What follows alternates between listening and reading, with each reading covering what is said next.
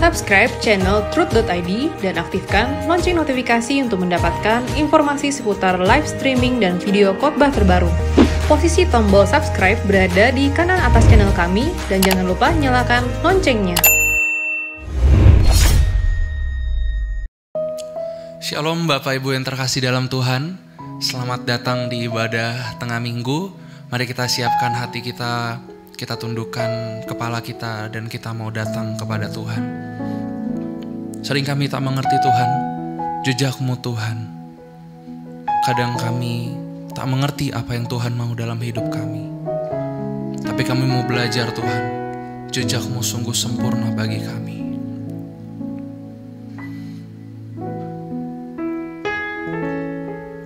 Sering ku tak mengerti jalan-jalan-Mu Tuhan, bagai di belantara yang gelap. Tanpa seribu tanya, namun tetap percaya, jejak-Mu Tuhan sungguh sempurna. Kita mau ulang pujian ini bersama, katakan. Sering ku tak mengerti jalan-jalan-Mu Tuhan, bagai di belantara yang gelap. Tanpa seribu tanya, namun tetap percaya, jejak-Mu Tuhan sungguh sempurna. Ajarku memahami semua yang Kau ingini, agar hidupku puaskan hati-Mu. Bagimu aku rela sepenuh hati menghamba, serahkan diri, genapi karya-Mu.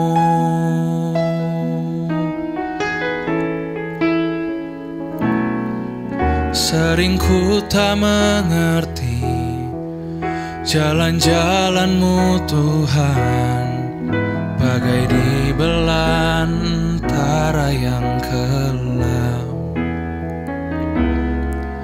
Tanpa seribu tanya, namun tetap percaya, jejak-Mu Tuhan sungguh sempurna.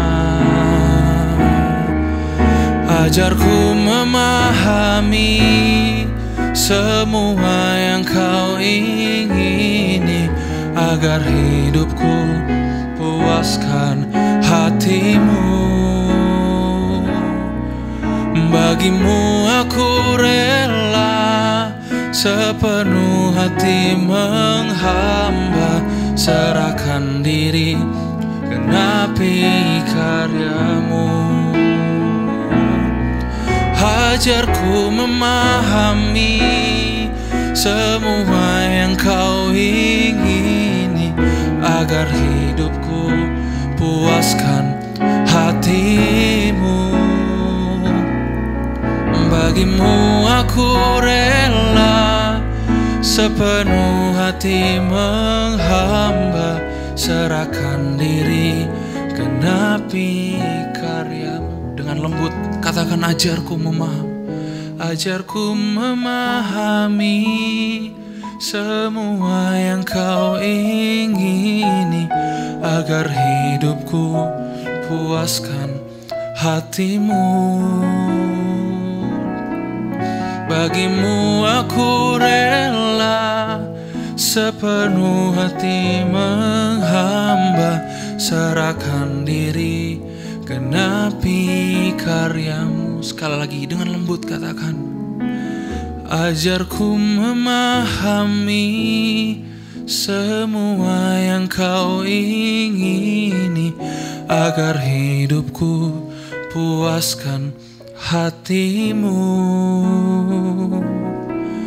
Bagimu aku rela sepenuh hati menghamba, serahkan diri, genapi karyamu. Serahkan diri, genapi karyamu. Serahkan diri, genapi karyamu. Kami mau serahkan diri kami Tuhan, untuk menggenapi setiap rencanamu, setiap karyamu dalam hidup kami. Oleh sebab itu kami mau berkata Tuhan, tiada yang lebih kami butuhkan, tiada yang kami perlukan dalam hidup kami selain Kau. Tiada yang lebih ku butuhkan, tiada yang lebih ku rindukan, selain diriku berkenan di hadapan-Mu Bapa. Seperti Yesus Putra Tunggal-Mu yang selalu berkenan padamu, melakukan kehendak Bapa, setia sampai sempurna. Beriku mengerti kehendak-Mu Bapa, ku lakukan segenap jiwa. Temukan tempatku dalam pekerjaan-Mu, selesaikan sampai akhirnya. Tiada yang kami butuhkan Tuhan, tiada yang kami perlukan. Katakan sama Tuhan, tiada yang lebih ku butuhkan, tiada yang kami perlukan Tuhan, tiada yang lebih ku rindukan, selain diriku berkenan di hadapan-Mu Bapa. Seperti Yesus Putra Tunggal-Mu yang selalu berkenan padamu, melakukan kehendak Bapa, setia sampai sempurna. Beriku mengerti kehendak-Mu Bapa, ku lakukan segenap jiwa. Temukan tempatku dalam pekerjaan-Mu, selesaikan sampai akhirnya. Beriku mengerti kehendak-Mu Bapa, ku lakukan segenap jiwa. Temukan tempatku dalam pekerjaan-Mu, selesaikan sampai akhirnya. Beriku mengerti hendak-Mu Bapa, ku lakukan segenap jiwa. Temukan tempatku dalam pekerjaan-Mu, selesaikan sampai akhirnya. selesaikan sampai akhirnya. Selesaikan sampai akhirnya.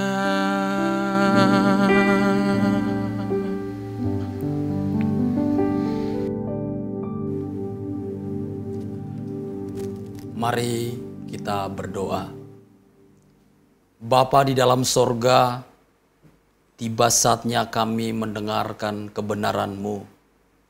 Berilah kami pengertian dan berkat-Mu ya Allah. Dalam nama Tuhan Yesus, kami sambut kebenaran-Mu. Amin. Shalom, Bapak Ibu yang dikasihi Tuhan Yesus. Kebenaran hari ini berbicara tentang hati yang bersih. Kebenaran hari ini berbicara tentang hati yang bersih. Di dalam Injil Matius pasal 5 ayat 8 dikatakan, "Berbahagialah orang yang suci hatinya, karena mereka akan melihat Allah." Kata suci dalam nats di atas berasal dari kata Yunani, yaitu kata ros. Kata dasarnya adalah kata ros. Dalam Ibrani disebut bar. Adapun kata-kata ros ini bermakna selain suci, itu disebut atau diartikan bermakna bersih. Bersih dari kotoran, murni seperti emas yang telah dimurnikan oleh api. Dikatakan juga kata ros ini halal atau tahir menurut hukum. Dan pengertian etisnya sering dikatakan bebas dari dosa, bebas dari kesalahan, atau tidak bersalah. Kata sifat yang dipakai untuk kata ros ini yang sering juga digandengkan dengan akeratos, diumpamakan seperti anggur yang benar-benar tidak bercampur air, atau logam yang benar-benar murni tanpa campuran. Juga sering digunakan istilah kata ros ini tentang tentara pilihan yang sudah dipisahkan dari pasukan kurang bermutu, dari pasukan yang tidak berpengalaman dan tidak berdedikasi. Kalau kita melihat apa yang dipahami orang-orang Yahudi mengenai hati, orang-orang Yahudi memahami bahwa hati itu pusat dari keseluruhan pikiran dan batin yang membentuk pola hidup manusia. Jadi jika dilihat Bapak Ibu paradigma orang Yahudi ini, hati dipahami sebagai pusat kehidupan. Hatilah yang menggerakkan seseorang, baik ucapan maupun perbuatan, sehingga kualitas kehidupan seseorang itu ditentukan oleh bersih atau tidaknya hati seseorang itu. Jadi apa yang dimunculkan ke permukaan berasal dari apa yang ada di dasar hati. Jadi hati yang bersih mengacu kepada kekudusan batin, di mana tidak ada lagi berkuasa kepalsuan atau sengaja berbuat dosa atau kotor. Jadi motivasi hidup orang yang hatinya bersih dan sasaran hidupnya ialah benar. Itulah sebabnya tadi ditegaskan oleh khotbah Yesus yang kita kenal dengan sabda di bukit, mengatakan hanya orang yang bersih hatinya menerima berkat dan kebahagiaan kekal, yaitu melihat Allah. Berjumpa dengan Allah muka dengan muka secara fisik dalam kerajaan eskatologis atau kerajaan yang akan datang. Jadi Bapak Ibu yang dikasihi Tuhan, untuk mencapai keadaan hati yang bersih inilah Tuhan Yesus pernah mengatakan di Yohanes pasal 15 ayat 2. Setiap ranting padaku yang tidak berbuah dipotongnya, dan setiap ranting yang berbuah dibersihkannya, supaya ia lebih banyak berbuah. Artinya agar dapat menghasilkan buah yang baik. Setiap orang yang telah menerima pembenaran dari Yesus, agar dapat menghasilkan buah yang baik, sehingga buahnya dapat dirasakan oleh Allah dan juga manusia. Jadi dibersihkan merupakan hasil tindakan Allah melalui Roh Kudus dan kuasa kebenaran yang memperbaiki hal-hal yang buruk dalam hati manusia yang pernah terlanjur dikotori oleh dosa. Jadi dengan rela digarap oleh Tuhan, kita yang percaya kepada Kristus, dengan rela digarap oleh Tuhan, sehingga proses pembersihan hati ini akan terus berlangsung secara terus-menerus hingga menghasilkan apa yang disebut dengan hati yang bersih. Jadi mengapa Allah menggarap kita? Atau mengapa Allah membersihkan kita, hati kita? Karena sudah terlanjur dikotori oleh dosa. Jadi berkat pembenaran atau pengampunan yang dikaruniakan oleh Kristus, itu membuka jalan, memberi kita kesempatan bagi setiap orang percaya untuk digarap oleh Allah menuju pemulihan secara lengkap. Jadi respon kita Bapak Ibu terhadap keinginan Allah membersihkan kita, sehingga kita bisa menghidupkan firman-Nya dalam diri kita sendiri, sehingga kebenaran itu dapat memperbaiki keadaan diri secara utuh dan menghasilkan buah, yaitu hati yang bersih atau hati yang suci. Bapak Ibu, hati manusia itu cenderung jahat. Kita yang sudah bertahun-tahun hidup dalam dosa harus mengakui secara jujur, hati kita ini cenderung jahat. Cenderung dengki, iri, busuk, bahkan munafik. Tetapi melalui sebuah sikap jujur dan mengakui akan kerusakan hati yang telah dikotori oleh dosa inilah, pengakuan kita di hadapan Allah inilah memberi ruang untuk kita dimulainya pembersihan kara dosa yang telah bertahun. Melalui kebenaran dan Roh Allah, Tuhan akan membersihkan kita. Dalam proses pembersihan ini, kita akan melihat atau merasakan Allah memiliki berbagai cara. Dari berbagai peristiwa di dalam proses penggarapannya, kita sebagai orang yang percaya kepada Kristus, yang telah dikaruniakan Roh Kudus, bisa berkata atau dengan rela berkata, aku mau digarap oleh Tuhan. Sehingga hatiku yang sempat dikotori oleh dosa bisa dibersihkan oleh Tuhan. Kita tahu melalui proses ini Allah turut bekerja untuk mendatangkan kebaikan bagi setiap kita yang percaya dan mau diproses oleh Tuhan. Jangan heran Bapak Ibu jika dalam perjalanan iman kita, kadang-kadang kita bisa merasakan secara nyata Allah menggagalkan rencana kita. Allah menjauhkan kita dari berbagai kesenangan daging. Dari kenyamanan, prestis yang semuanya bisa, bukan tidak mungkin bisa melukai hati kita. Jangan heran kalau kita bertemu orang-orang curang dalam mencapai keberhasilan.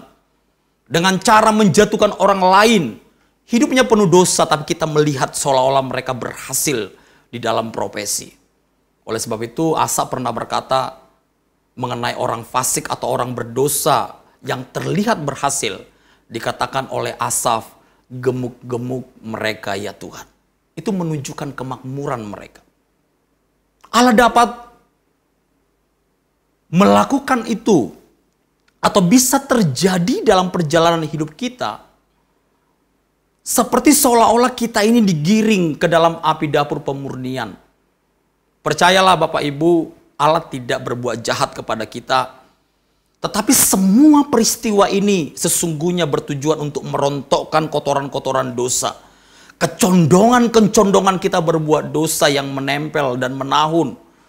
Yang telah menumpulkan dan mematikan hati. Akhirnya penggarapan dan berbagai peristiwa yang terjadi dalam hati untuk dapat memancarkan cahaya Allah.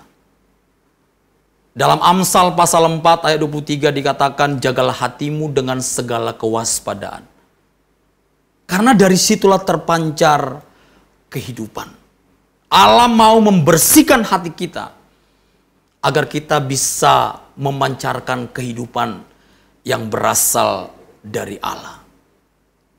Jadi dapatlah kita pahami Bapak Ibu yang dikasihi Tuhan, bahwa tujuan penggarapan Tuhan atas hati agar memiliki hati yang bersih. Karena dengan hati yang bersih, maka orang-orang percaya dapat memancarkan hatinya Allah. Sebagaimana telah saya singgung di atas, bahwa hati merupakan pusat yang menggerakkan kehidupan.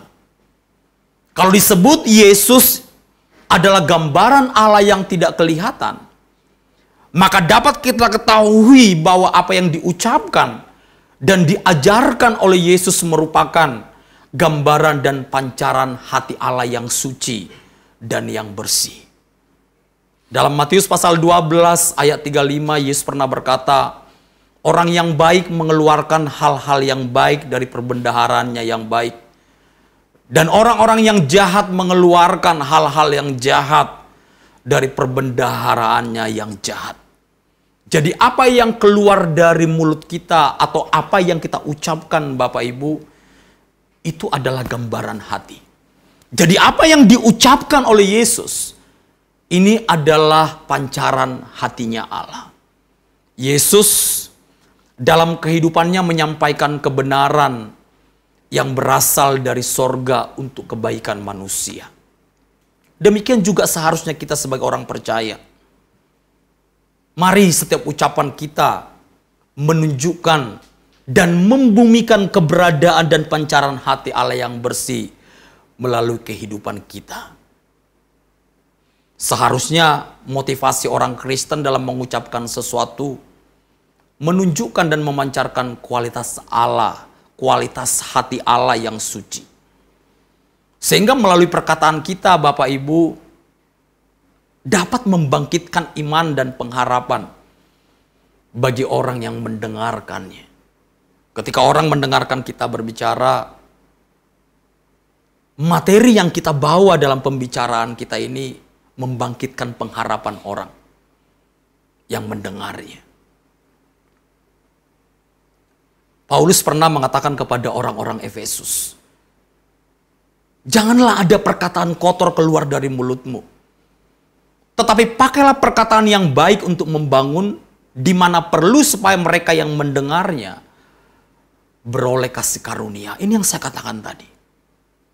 Memang tidak bisa dipungkiri, ucapan yang kotor pasti keluar dari hati yang kotor. Oleh sebab itu kita harus terus mau digarap oleh Tuhan, agar kita memiliki hati yang bersih. Agar setiap ucapan kita, perkataan kita dapat membangun orang yang mendengarkan kita berbicara.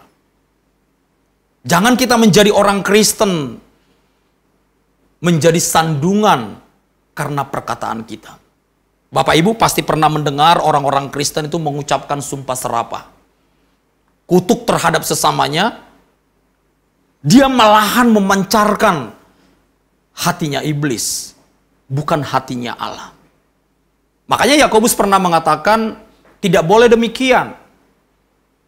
Di sisi satu atau masa yang satu atau waktu yang satu kita mengatakan terpujilah Allah. Tapi di hari yang lain kita berkata atau mengucapkan sumpah serapah atau kutuk kepada sesama kita.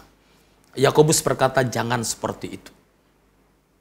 Seharusnya dengan dasar hati yang bersih, orang percaya dapat memancarkan kehidupan yang berasal dari Allah. Inilah sebenarnya perjuangan kita Bapak Ibu. Kita mau digarap Tuhan dari hari ke hari. Kita tidak berhenti untuk digarap Tuhan untuk mencapai apa yang disebut dengan hati bersih.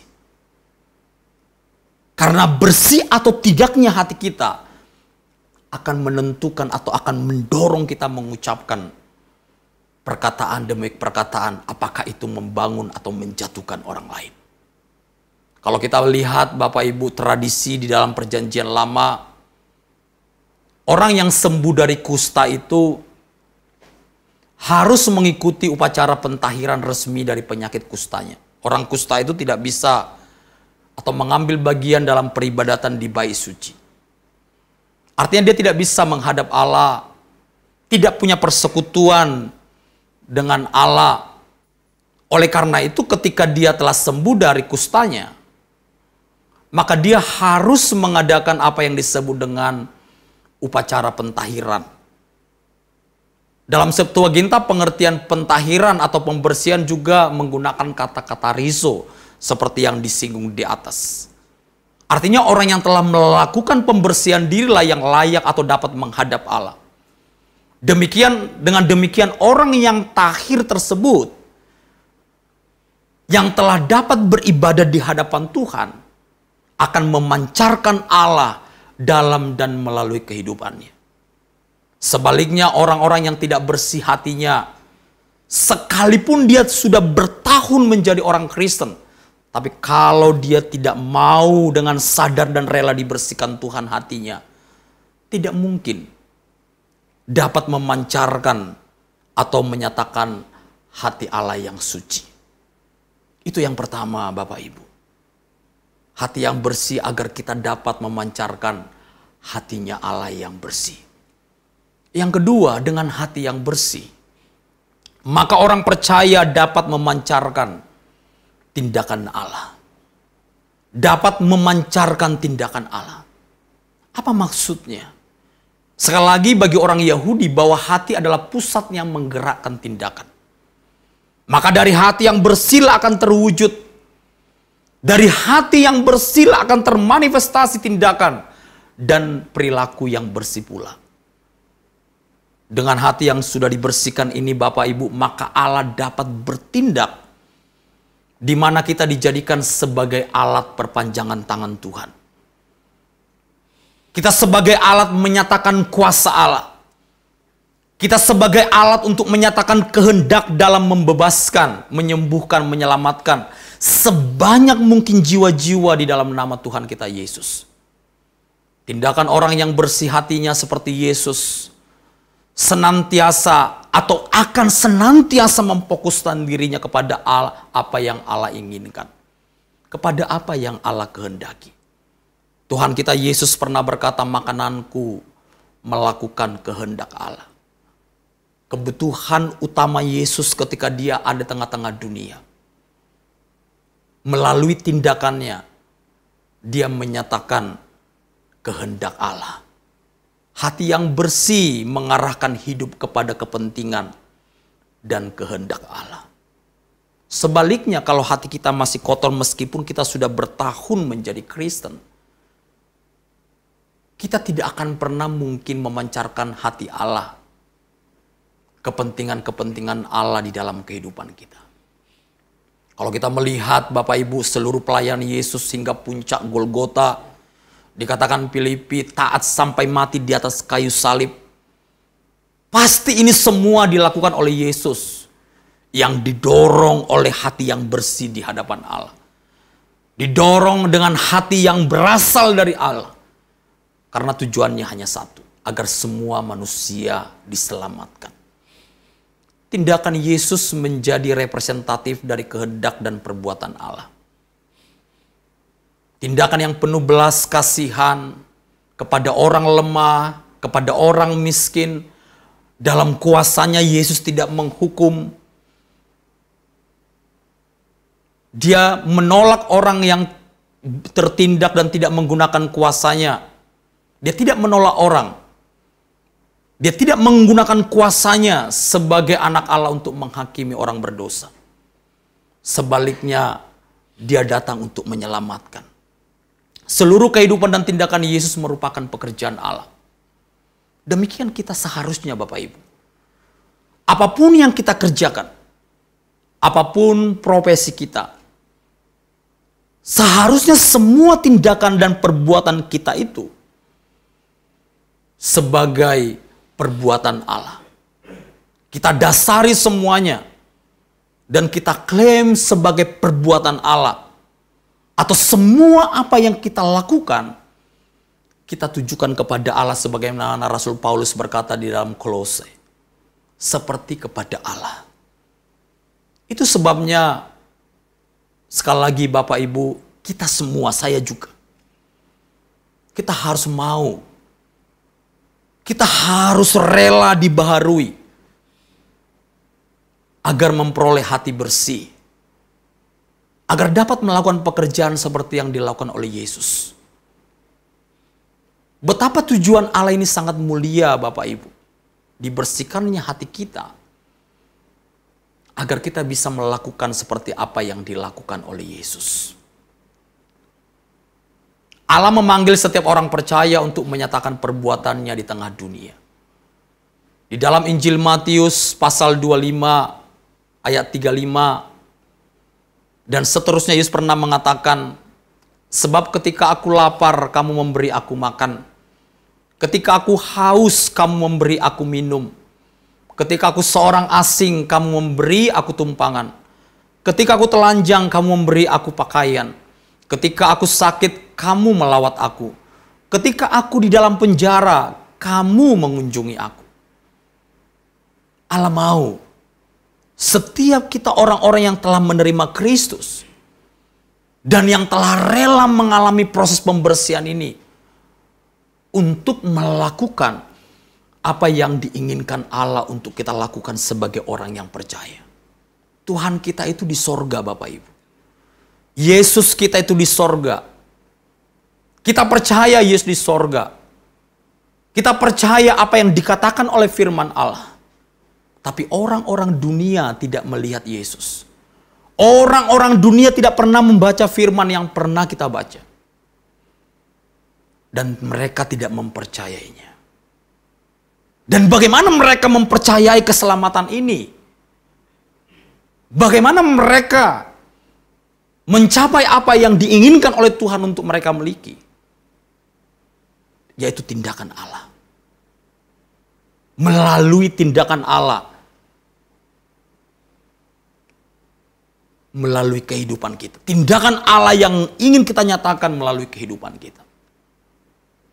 Sederhana Bapak Ibu. Dan saya percaya tidak semua orang harus menjadi pendeta. Tapi kita ini adalah pelayan Tuhan. Semua orang yang percaya kepada Yesus adalah pelayan Tuhan.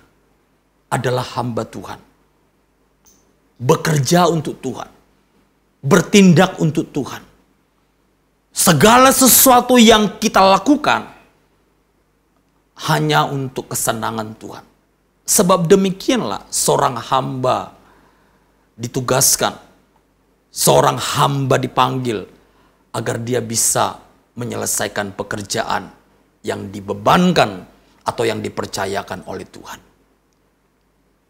Kita lihat Bapak Ibu, Yesus berkata dalam puncak penderitaannya di kayu salib, ampunilah mereka sebab mereka tidak tahu apa yang diperbuat. Kita bisa melihat betapa hati yang bersih ini terpancar. Sekalipun Yesus di puncak penderitaannya, dia tidak mengeluarkan sepatah kata pun, sepatah kata sumpah serapa dan kutuk kepada manusia hina yang menyalibkannya. Dia berkata, ampunilah mereka. Orang yang hatinya kotor tidak mungkin bisa melakukan ini. Jadi bukan sekedar dikatakan Yesus itu anak Allah yang kudus. Tetapi kekudusan atau hati Yesus yang bersih bisa dibuktikan ketika dia berkata di puncak penderitaannya, ampunilah mereka Bapa. Manusia yang kotor hatinya tidak mungkin melakukan ini. Kalau kita masih kotor hatinya, tidak mungkin kita bisa berkata kepada orang yang bersalah kepada kita, ampuni mereka Bapa. Kalau bisa, atau kalau kita punya kuasa, kita bisa membalas, bahkan menghilangkan nyawa orang tersebut. Tapi seharusnya kita sebagai orang percaya yang telah dibersihkan hatinya, kita harus bertindak seperti Yesus bertindak. Kita harus berkata, aku ampuni dia seperti Yesus mengampuniku. Aku mengampuni dia seperti Yesus telah mengampuni orang yang berdosa. Inilah sesungguhnya yang diinginkan Tuhan kepada kita orang percaya yang hatinya telah dibersihkan atau mau terus-menerus dibersihkan oleh Allah. Agar tindakan kita tidak bertentangan dengan tindakannya Allah. Kadang Allah meminta kita, Bapak Ibu, sekalipun kita tidak bersalah dalam sebuah perkara, Allah mendorong kita untuk memaafkan dan berdamai dengan orang yang berbuat salah kepada kita. Atau mungkin yang telah mempermalukan kita. Kita mau berkata, atau kita mau berdamai atau memaafkan orang itu demi melihat sukacita Allah. Orang-orang yang bersih hatinya itu, Bapak Ibu, jauh dari apa yang sering disebut oleh generasi hari ini crab mentality. Crab mentality ini kondisi tidak suka melihat orang lain sukses. Kalau kita melihat kepiting itu di ember, Bapak Ibu, kepiting kalau ditaruh di ember akan menjepit kepiting yang akan keluar dari ember. Ini adalah tindakan-tindakan orang yang kotor hatinya. Susah melihat orang senang. Senang melihat orang susah. Jadi kalau hati kita masih kotor, penuh dengki, kita ini kadang-kadang kalau melihat orang berhasil, kita ini panas sendiri, Bapak Ibu. Kita panas, dia berusaha keras, dia berdoa, dia melakukan yang terbaik, kita lihat dia berhasil, kita panas hati. Ini yang disebut tadi crab mentality. Susah melihat orang senang. Jadi Bapak Ibu, kalau kita masih melihat orang berhasil, kita bisa cek ombak. Istilah cek ombak ini istilah bersama dengan teman-teman. Kalau kita melihat orang berhasil, diangkat Tuhan, dan kita iri dengki, hatimu belum bersih. Jadi kadang-kadang kalau Tuhan mengizinkan kita melihat orang yang berhasil, kita mau melihat hati kita. Ukurannya, apakah kita panas hati atau tidak? Atau kita sering merancangkan kejahatan bagi orang. Bangun pagi sudah merancangkan kejahatan bagi orang lain. Sudah penuh amarah. Hati kita masih kotor. Kita mau terus dibaharui oleh Tuhan. Kita semua. Pendeta sekalipun harus mau rela dibersihkan oleh Tuhan hatinya. Pendeta ketika berkhotbah pun kalau hatinya masih kotor, masih bisa memancarkan tindakan-tindakan yang bukan berasal dari Allah. Makanya semua kita digarap oleh Tuhan. Agar semua tindakan kita, semua apa yang kita lakukan, benar-benar menyatakan kehendaknya Allah. Menyatakan pekerjaan-pekerjaannya Tuhan. Jadi kesimpulannya pada akhirnya Bapak Ibu, orang yang hatinya bersih yang dapat memancarkan warna dan cahaya hatinya Allah. Yang suci itu. Yang bersih itu. Yang bisa kita lihat melalui ucapan. Yang bisa kita lihat melalui tindakan. Sehingga melalui ucapan dan tindakan kita Bapak Ibu, seperti yang saya singgung di atas, dapat membangkitkan pengharapan kepada setiap manusia yang membutuhkan Tuhan. Dengan mau digarap atau dibersihkan hatinya oleh Tuhan, berarti kita mau menyatakan atau memancarkan hatinya Allah dan tindakan Allah melalui kehidupan kita. Sehingga kita menjadi orang percaya yang dapat dipakai Tuhan sebagai alat yang efektif dan dapat memberi manfaat dimanapun kita berada. Jadi orang-orang yang memancarkan hati Allah, orang-orang yang memancarkan tindakan Allah yang disebut oleh Matius pasal 5 ayat 8, berbahagialah, diberkatilah orang-orang yang hatinya suci. Karena orang-orang yang hatinya suci, yang terpancar dalam kehidupannya sehari-hari, Itu yang akan berjumpa dengan Tuhan. Itu yang akan melihat Tuhan. Orang-orang yang menjaga hatinya, hati yang bersih akan melihat dan berjumpa dengan Allah. Yang akan masuk dan tinggal dalam kekalan di sorga selamanya. Tanpa hati yang bersih, sekalipun kita sudah mengikuti seluruh liturgi yang ada di gereja, tanpa hati yang bersih, kita ini tidak akan pernah melihat Allah. Kita ini tidak akan pernah berjumpa dengan Yesus di dalam kekekalannya. Mari Bapak Ibu, Allah memanggil kita dengan pertolongan Roh Kudus dan kebenaran yang telah diberikan kepada kita. Allah mau menggarap untuk hati yang bersih, agar kita menjadi berkat di tengah-tengah dunia ini. Amin. Mari kita berdoa. Bapa, terima kasih buat kebenaran yang memberikan kami pengertian. Mampukan kami untuk senantiasa dalam penyertaan-Mu, agar hati kami oleh firman dan Roh Kudus dapat dibaharui dan dibersihkan sehingga kami memiliki hati yang bersih, yang memancarkan kesucian hati Allah dan melakukan pekerjaan-pekerjaan seperti Tuhan Yesus lakukan di tengah dunia ini. Bapa, kami menerima setiap berkat yang Engkau sediakan bagi kami. Dalam nama Tuhan Yesus kami berdoa. Amin.